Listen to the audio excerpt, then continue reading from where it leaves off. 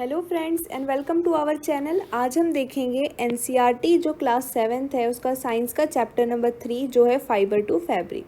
इस चैप्टर को ऑलरेडी हम बहुत ही अच्छे तरीके से एक्सप्लेन कर चुके हैं। अगर आपको वो वीडियो देखनी है तो डिस्क्रिप्शन साथ में ही चैनल पे प्लेलिस्ट में जाके आप देख सकते हैं।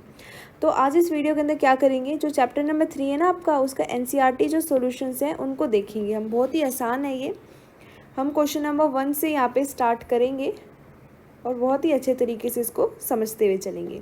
तो सबसे पहला जो क्वेश्चन आता है हमारे पास वो है you must be familiar with the following nursery rhymes.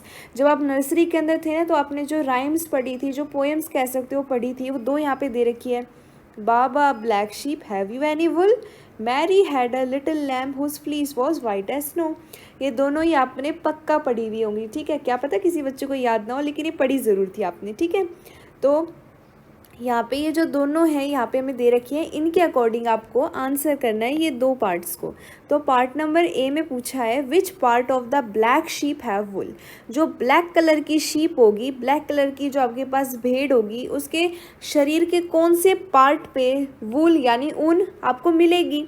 तो आपको पता है जो भेड़ होती है, चाहे वाइट हो चाहे ब्लैक हो, कौन से भी कलर की शीप हो, उसकी जो स्किन होती है उस पर हेयर्स उगते हैं।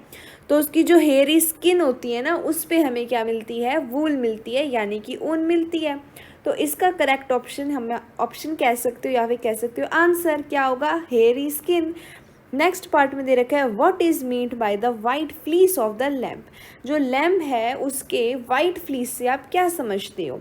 तो जब हमने इसका इंट्रोडक्शन किया था ना, तो उस समय मैंने आपको एक चीज़ बताई थी, वो मैं बताती हूँ फिर से।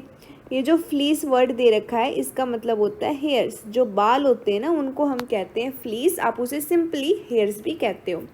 तो फ्लीस का मतलब होता है हेयर और वाइट फ्लीस का मतलब होगा वाइट हेयर। और यहाँ पे किसके हेयर हैं, white hair of the lamb. Lamb क्या होता है, बेबी होता है शीप का, ठीक है। इसके बाद हमारा नेक्स्ट क्वेश्चन है क्वेश्चन नंबर 2। इसके अंदर बोला है द सिल्क वॉर्म इज। अब दो जो ऑप्शन दे रखे हैं ये पूछा है इनमें से सिल्क वॉर्म क्या होता है। क्या सिल्क वॉर्म एक कैटरपिलर होता है या फिर वो एक लार्वा होता है। तो क्या होता है वो, जब मैंने आपको समझाया था, एक साइकिल हमने पढ़ी थी किस तरीके से जो हमारे पास लीव्स होती हैं, खासकर शहतूत के जो पेड़ होते हैं उसके जो पत्ते होते हैं उसके ऊपर जो बटरफ्लाइज वगैरह होती हैं, जो वर्म होते हैं, वो अंडे दे के जाते हैं।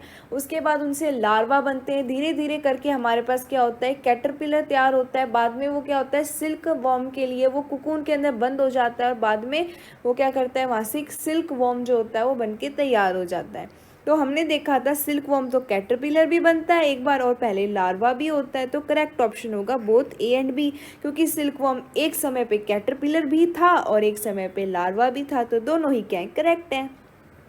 नेक्स्ट हमारे पास थर्ड क्वेश्चन है which of the following does not yield wool. Does not पूछा है। ये जो इनमें से ये जो चार ऑप्शन दे रखे हैं ना, इनमें से किसके पास हमें वुल यानी ऊन नहीं मिलती। अब देखो याक से तो हमें मिलती है, कैमल से भी मिलती है, गोट से भी मिलती है, लेकिन जो वुली डॉग होता है ना उससे हमें नहीं मिलती। आप ऐसा भी समझ सकते हो कि जितनी क्वांटिटी में, जितनी थिक, जितनी मोटी वूल जो है, जितनी सारी लेयर्स जो वूल की है, ऊन की है, याक, कैमल और गोट के स्किन के ऊपर उगती है, उतनी डॉगी के नहीं उगती है। और साथ में जो डॉगी होते हैं इनको मस्ती करनी बहुत अच्छी लगती है, तो ये क्या करेंगे, अपने हेयर्स को तो गंदा कर देंगे। फिर वो हमारे किस काम का, हमें तो ऊन चाहिए लेकिन वो अच्छी होनी चाहिए, बहुत ही ज़्यादा अच्छी उसकी क्वालिटी होनी चाहिए, वो डॉगी से नहीं मिलेगी। इसलिए जो वूली डॉग है इससे हम ऊन जो है वो यील्ड नहीं करते, ठीक है। नेक्स्ट हमारे पास क्वेश्चन है फोर्थ, वो है what is meant by the following terms. आपको यहाँ पे टर्म्स दे रखी हैं। जैसे फर्स्ट पार्ट में बोला है रियरिंग क्या होता है, आप इससे क्या समझते हैं वो बताना है। The process of raising domestic animal for commercial purpose is known as या इज कॉल्ड रियरिंग। रियरिंग क्या होता है, एक ऐसा प्रोसेस होता है जिसमें पाला जाता है डोमेस्टिक एनिमल्स को कमर्शियल पर्पज़ के लिए। कमर्शियल पर्पज़ क्या होता है, कमर्शियल पर्पज़ होता है पैसों के लिए, यानी उनसे हमें चीज़ तो मिलेगी एनिमल से, लेकिन हम उसको बेच के पैसे भी कमा सकते हैं। जैसे कि यहाँ पे मैंने आपको एग्जांपल भी बताया, जैसे हम जो शीप है उसको पालते हैं ताकि उससे हमें वूल मिल सके, ऊन मिल सके। आपने देखा होगा बहुत सारे लोग काऊ, बफेलोज इनको भी पालते हैं ताकि उनसे मिल्क भी मिल सके और वो मिल्क को कमर्शियली बेच भी सकें, उससे पैसे भी मिल सके। इसे कहते हैं रियरिंग, यानी डोमेस्टिक एनिमल को पाला जाता है पैसों के लिए, कमर्शियल पर्पस के लिए। इसे क्या कहते हैं? इसे रियरिंग कहते हैं। बिल्कुल सही। अब देखो यहाँ डोमेस्टिक एनिमल क्यों लिखा है? आपने कभी देखा है किसी ने लॉयन पाला है पैसों के लिए? पैसों के लिए थोड़ी लॉयन पालते हैं, ठीक है। आपने एक लोमड़ी पाली है पैसों के लिए, ऐसा तो हो ही नहीं सकता, इसलिए यहाँ पे हम डोमेस्टिक एनिमल को ही पालते हैं। नेक्स्ट हमारे पास जो टर्म इन्होंने दे रखी है क्वेश्चन में वो है शेयरिंग। अब शेयरिंग क्या होता है? शेयरिंग क्या होता है? It is a process of removal of animal hair by machine. एक मशीन की हेल्प से जब एनिमल के बालों को रिमूव कर दिया जाता है, यानी एक शीप को, किसी भी एनिमल को गंजा कर दिया जाता है एक मशीन की हेल्प से, उसे कहते हैं शेयरिंग। क्या होगा शेयरिंग के अंदर? किसी भी एनिमल के हेयर्स को, बालों को रिमूव करना एक मशीन से, उसे शेयरिंग कहते हैं। It is a process of removal of animal hair by the machine, ठीक है। जैसे यहाँ पे देखो ये शीप नंबर 1 थी, अब भी एकदम बाल ही थे इसके, फुल स्टाइल वाइल में थी ये शीप, लेकिन अब ये क्या होगी? ये गंजी हो गई है, ठीक है। इसको हमने शेव कर दिया है मशीन से, ठीक है। तो ये क्या होगी? हमने इसकी शेयरिंग कर दी, इसको गंजू कर दिया है। अब नेक्स्ट जो हमारे पास टर्म है वो क्वेश्चन में दे रखी है भाई, सेरीकल्चर। सेरीकल्चर क्या होता है? अब सेरीकल्चर क्या होता है? सेरीकल्चर में पाला जाता है, पर किसको पाला जाता है? सिल्क वॉर्म्स को पाला जाता है ताकि हम उनसे सिल्क प्राप्त कर सकें। तो रियरिंग यानी पालना, rearing of silk worms to obtain silk. क्या बोला है? देखो मैंने यहाँ पे, rearing of silk worms to obtain silk is called sericulture. Sericulture क्या है? सिल्क वॉर्म्स का पालन पोषण सिल्क को प्राप्त करने के लिए, मतलब सिल्क वॉर्म को पालेंगे ताकि सिल्क मिल सके, और इसी प्रोसेस को कहेंगे सेरीकल्चर, है ना। बहुत ही ज़्यादा इजी। अब नेक्स्ट इसके बाद 5th क्वेश्चन में बोला है, given below is a sequence of steps. यहाँ पे एक सीक्वेंस दिया हुआ है स्टेप्स का, in the processing of wool. ये वो सारे स्टेप दे रखे हैं ऊन बनाने के लिए जिन स्टेप को फॉलो किया जाता है। Which are the missing step. इन्होंने आपको 2 ही दी है और पूछा है ये जो हमने यहाँ पे आपके लिए जगह छोड़ी है ना बच्चों, इसमें क्या आएगा? तो ये तो बहुत ही सिंपल है। अगर आपने मेरी वीडियो देखी थी या फिर आपने आपकी बुक पढ़ी थी, क्लास लगाई थी, आपको बिल्कुल पता होगा, है ना। तो सबसे पहले हमने देखा था, हम सबसे पहले तो शेयरिंग करेंगे, उसके बाद स्कोरिंग होगी। देखो इन्होंने ना यहाँ पे रियरिंग दिया नहीं है, नहीं तो आप कह सकते हो शेयरिंग से पहले तो पाल लेंगे, रियरिंग करेंगे। इन्होंने जितना दिया है हम उतना ही आंसर देंगे, राइट। तो शेयरिंग के बाद क्या होगा? स्कोरिंग होगा, यानी उसको क्लीन किया जाएगा बालों को। तो यहाँ पे फर्स्ट फिलिंग द ब्लैंक्स में क्या आएगा? आपके पास स्कोरिंग आएगा। इसके अंदर क्लीन किए जाते हैं हेयर्स, इन्होंने सॉर्टिंग दे रखी है। उसके बाद पिकिंग ऑफ बर्ड्स, जो छोटे छोटे बाल होते हैं ना उनको निकाला जाता है अलग से। उसके बाद अगर आपको अपने पसंद का कलर चाहिए ऊन का तो आप उसको डाई कर सकते हैं। इसके बाद डाइंग ऑफ फाइबर होगा, उसके बाद इससे यान बन जाएगा, एक धागा बन जाएगा। ईजी है ना। सबसे पहले शेयरिंग होगी, स्कोरिंग होगी, सॉर्टिंग होगी, पिकिंग ऑफ बर्ड्स होगा, डाइंग ऑफ फाइबर्स होगा, देन लास्ट में क्या होगा? मेकिंग ऑफ यान होगा, जिससे बाद में आपकी स्वेटर बुनी जाएगी, कोई भी ड्रेस बुनी जाएगी, ठीक है, जैसे आप ठंडियों में पहन लोगे। तो ये बहुत सिंपल है। अगर आपको थोड़ा सा भी समझ में नहीं आए ना तो मैं आपको रिकमेंड कर रही हूँ, बहुत ही ज़्यादा इंपॉर्टेंट आपके लिए, किसी भी चैप्टर को पहले बेसिक से समझना, उसके बाद खुद से उसकी एक्सरसाइज को करना, ठीक है। और मेरी हेल्प तो आपके साथ है ही, ठीक है। तो अब 6th क्वेश्चन देखो, make sketches of 2 stages in the life history of the silk moth which are directly related to the production of silk.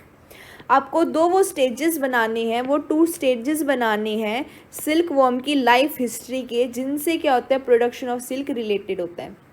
अब आपको पता ही होगा कि जो सिल्क बनाने का प्रोसेस है काफ़ी ज़्यादा ख़तरनाक भी कह सकते हैं, क्योंकि इसके अंदर बॉइलिंग टेम्परेचर में, बॉइलिंग वाटर के अंदर इन कुकून्स को डाला जाता है। उसके बाद उससे क्या होता है? सिल्क बनाया जाता है। तो कब होता है ये? देखो जब लार्वा होता है ना, सिल्क वॉर्म जब लार्वा या कैटरपिलर होता है तब तो ये नहीं होता ना, उसके लिए कुकून चाहिए। तो एक स्टेज तो कुकून जब पूरा तैयार हो चुका है, दूसरा स्टेज ये होता है कि हमारे पास क्या है? दूसरा स्टेज ये होता है कि कुकून के अंदर डेवलप होना शुरू हो गया है मॉथ, या तो उसके अंदर मॉथ डेवलप होना शुरू ही हुआ है, उस टाइम भी उसकी हेल्प से सिल्क बनाया जाता है। साथ में सिल्क मॉथ जो है वो कम्प्लीटली कुकून में बदल चुका है, उस टाइम भी उसकी हेल्प से प्रोड्यूस किया जाता है सिल्क, ठीक है। ये तो 2 स्टेजेस हो गए आपके, ईजी है ये। अपनी नोटबुक में ज़रूर बताना, ठीक है, बनाना, इसको इंटरेस्टिंग टॉपिक है ये। अब नेक्स्ट हमारे पास है क्वेश्चन नंबर 8, ठीक है। इसके बाद हमारा एक क्वेश्चन नंबर 7 था, वो कौन सा था वो मैं आपको होमवर्क दे रही हूँ, मुझे कमेंट में आप बताओगे करके आपसे हुआ है या नहीं हुआ है, ठीक है। Match the words of the column first with column second. करना क्या है, कॉलम फर्स्ट को कॉलम सेकेंड से मिलाना है, मैच द वर्ड्स करने हैं, ठीक है। ईजी है, मैच द फॉलोइंग करेंगे। तो अब देखते हैं भाई, बहुत सिंपल, ये कॉलम नंबर 1 है हमारा, ये कॉलम नंबर 2 है। इसके अंदर सबसे पहला जो हमारे पास है वो है स्कोरिंग। मैंने अभी आपको बताया था स्कोरिंग के अंदर क्या होगा, हम साफ़ करते हैं, क्लीन करते हैं जो शेयर्ड स्किन है ना, उसको, जो बालों की कटिंग हुई है उन बालों को हम क्लीन करते हैं, इसको कहते हैं स्कोरिंग। और मलबेरी लीव्स यानी शहतूत के जो पत्ते होते हैं, ये क्या होते हैं, खाना होते हैं सिल्क वॉर्म का, साथ पे ये इस पे अंडे भी देते हैं। तो ये क्या काम करेंगे, सिल्क वॉर्म का खाने का काम करती है। अब याक क्या करता है, आपको पता है, याक से वूल मिलती है, तो ये एक वूल यील्डिंग एनिमल हो गया। और कुकून से क्या होता है, कुकून से सिल्क फाइबर मिलते हैं। ये रीलिंग हमारे पास रह गया यहाँ पे, ये एक्स्ट्रा ऑप्शन था, ठीक है। तो ये था आपका 8th क्वेश्चन। फर्स्ट जो है वो ई से मैच हुआ है, सेकंड आपका सी से मैच होगा, थर्ड आपका बी से मैच होगा, फोर्थ यानी कुकून आपका ए से मैच होगा। बहुत सिंपल थे ये, तो आपकी सारी एक्सरसाइज यहाँ पे कंप्लीट हो गई है। अगर आपको ये वीडियो अच्छी लगी है ना, तो आप अपने दिल से इस वीडियो को लाइक कीजिए, शेयर कीजिए, सब्सक्राइब भी कर सकते हैं। आगे आने वाली वीडियोज़ के लिए आप नोटिफिकेशन चाहते हैं तो बेल आइकन को भी दबा सकते हैं, साथ में कमेंट करके तो ज़रूर बताना वीडियो कैसी लगी, ठीक है। तो thank you for watching, stay tuned with our channel for further videos. Study with Nikita.